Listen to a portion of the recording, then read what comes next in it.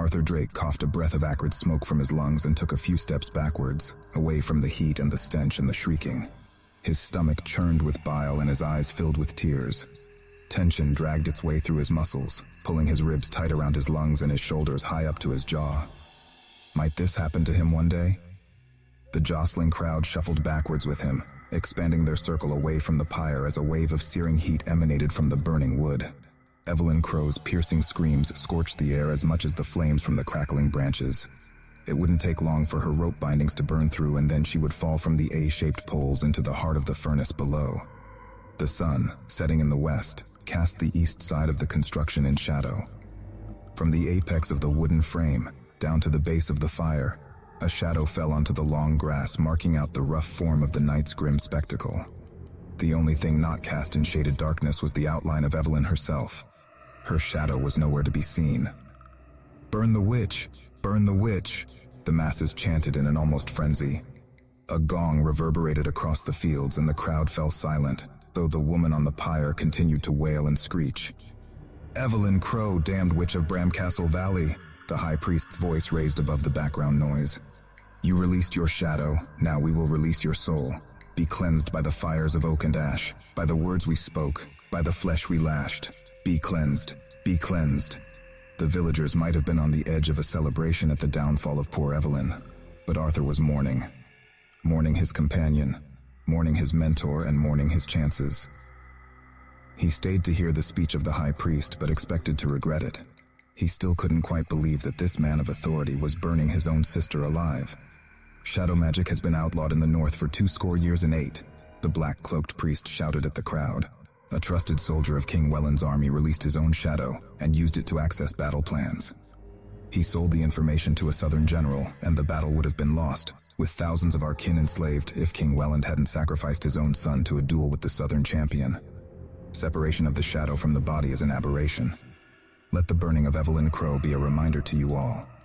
The gong sounded again. Arthur shuddered. "I burn you in the name of King Welland. You released your shadow, now we will release your soul. Be cleansed by the fires of oak and ash, by the words we spoke, by the flesh we lashed. Be cleansed, be cleansed." Arthur could stomach it no more. Not the sight, not the smell, and not the ear-piercing sound. He checked the ground to his left. His shadow was in place, following his every move, just where it should be. It was time to go home. "Goodbye, Evelyn. I'm so sorry," he whispered behind his hand and turned his back on the flaming mound and on Evelyn's cruel-hearted brother. Returning to his simple log cabin, Arthur paced back and forth in the lamplight, his shadow striding alongside him at every step. "You don't have to do that when we're at home." Arthur scratched his head. "No one's here to see us." His shadow stopped still, frozen against the back wall of the living room, while Arthur continued to pace. After a few seconds, it dropped back into line, matching his rhythm step by step, mirroring the swing of his arms. "Stop it. Stop it. I freed you for a reason. You have your own will now. You don't have to mimic me when we're alone. It's been a month." Evelyn said her shadow only took a day to adjust. The shadow shrank down to half Arthur's height and took to the far corner, cowering away from his harsh words. "I'm sorry. I don't mean to hurt you. It was hard to see Evelyn put to death. Without her, you would still be a mindless attachment, following me about with no choice in it.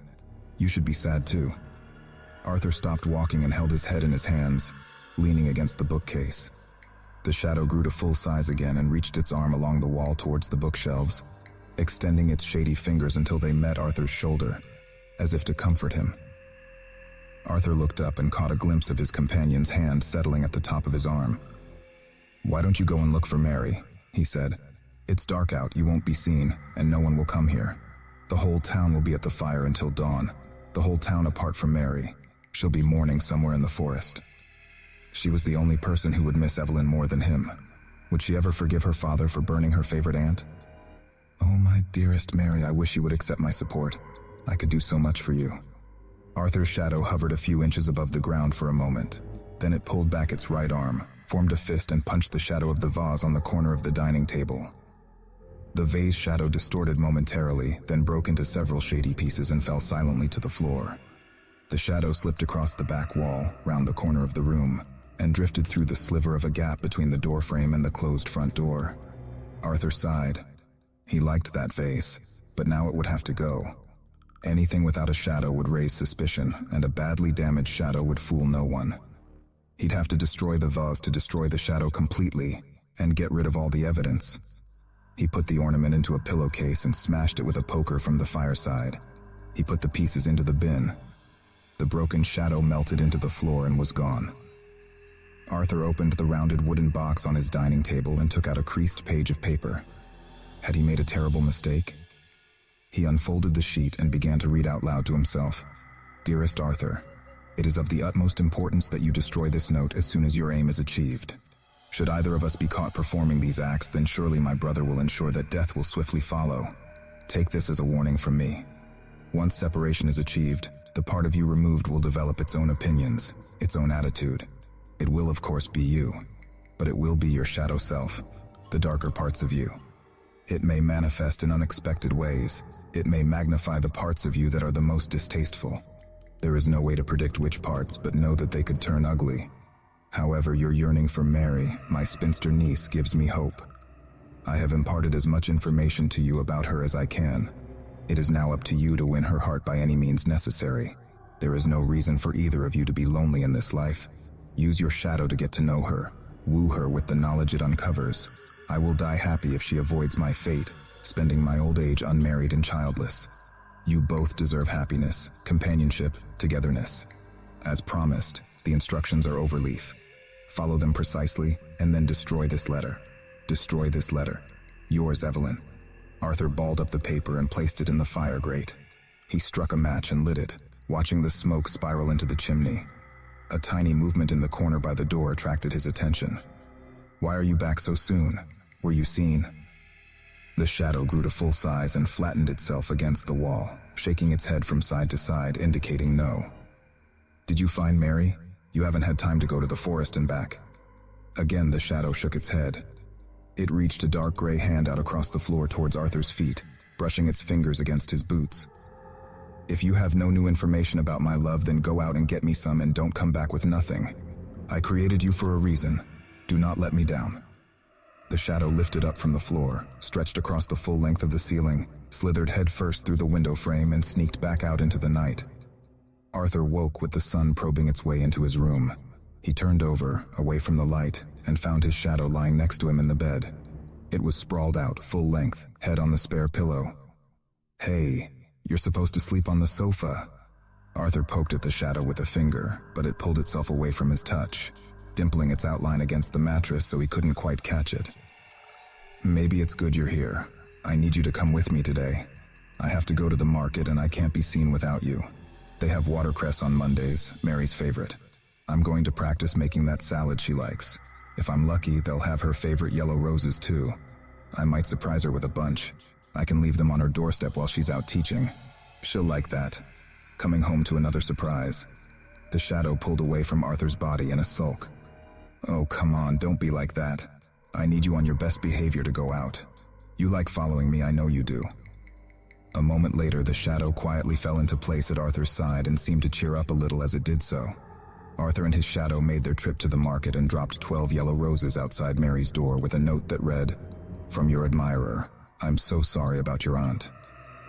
Then they returned to the cabin, where Arthur removed a bag of watercress from his knapsack. "I do love her, you know," he said to the shadow. "And again, there's no need for you to be connected to my every move when we're alone at home. Please find your own space to exist in." Arthur washed the watercress and cut up some radishes. His shadow stepped back a few inches but continued to mimic his movements as he chopped tomatoes, lettuce, spring onions, and apple. "Honestly, it's as if you're obsessed with my every move. What's wrong with you?" His shadow retreated across the room and collapsed into a heap of darkness on the sofa.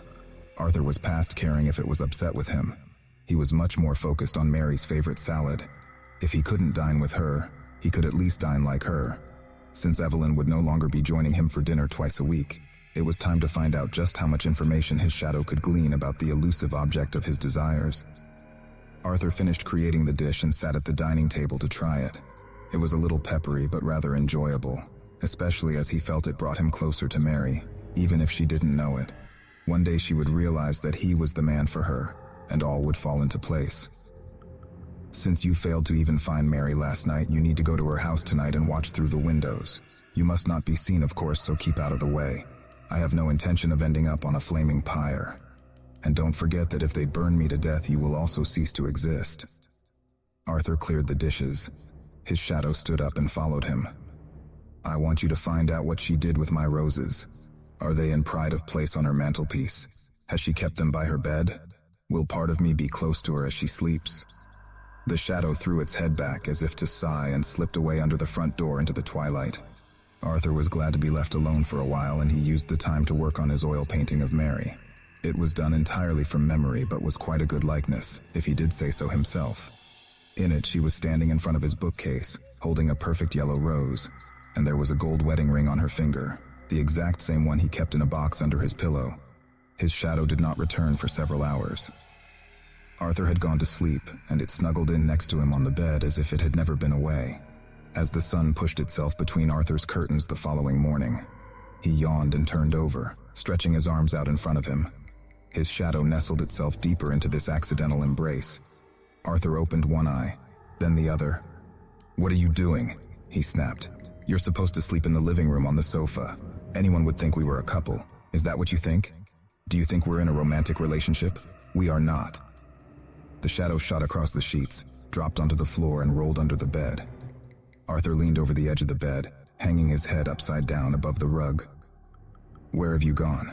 I can still see you, you know. Your antics don't impress me. Now what did you find out about my beloved last night? Did she adore her roses?"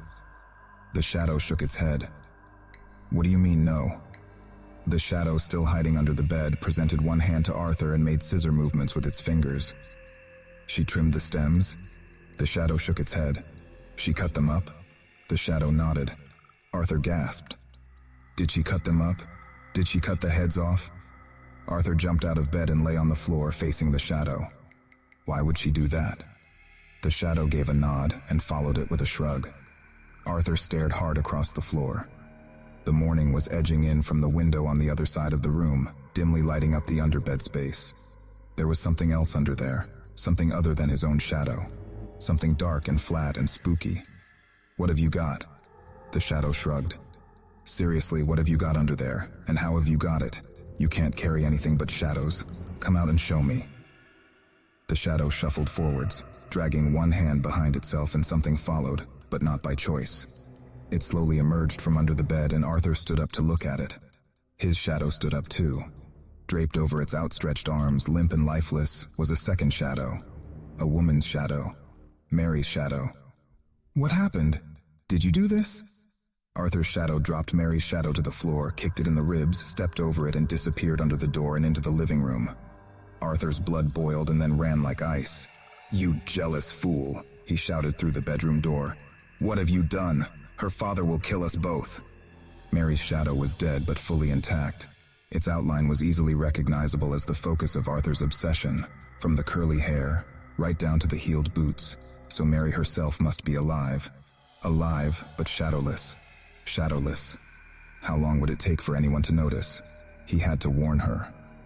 "Who's there?" Mary shouted from the inside of her front door as Arthur knocked again. "It's Arthur Drake. I must talk with you. It's a matter of the utmost importance. I can't see anyone today, especially not you. Stop creeping around here and don't leave me any more flowers." Arthur stared daggers at his shadow. "She knows," he whispered. "She knows she's missing her shadow. I can't believe you did this. Do you know how serious this is?" Arthur's shadow shook its fist as if to mock his anger, then bent double in laughter.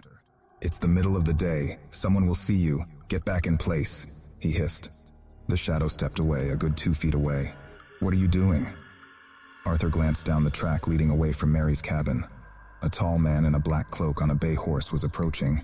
He had a bunch of yellow roses in one arm, the high priest probably coming to console his daughter. Come back. I'm sorry. I beg you to get back in place." Arthur's shadow seemed to no longer care what happened to Arthur, or to itself. It ignored his pleas and crouched down onto the dirt track, making itself as small as possible before sloping off towards the fore.